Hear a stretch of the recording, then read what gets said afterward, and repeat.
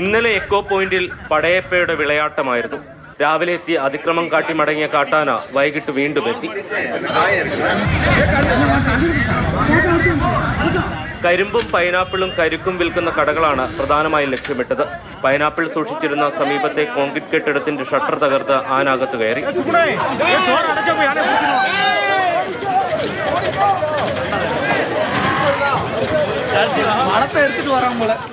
Pineapple ചാക്ക് വലിച്ച് പുറത്തിട്ട് കഴിക്കുന്നതിനിടെ നാട്ടുകാർ വിരട്ടാൻ ശ്രമിച്ചു. ഇവർക്ക് നേരെ പടയപ്പ പാഞ്ഞെടുത്തു.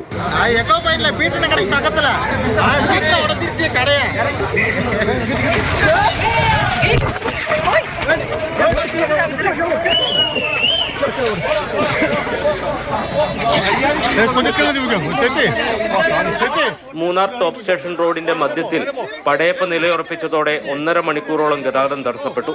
സന്ധ്യ മയങ്ങിയ ശേഷമാണ് പടയപ്പ ഇവിടെ നിന്ന് മടങ്ങിയത്. കഴിഞ്ഞ കുറച്ചു നാളുകളായി മൂന്നാറുകാരുടെ പ്രിയപ്പെട്ട ആന അക്രമാസക്തനാണ്. മാതൃഭൂമി ന്യൂസ്, ഇടുക്കി.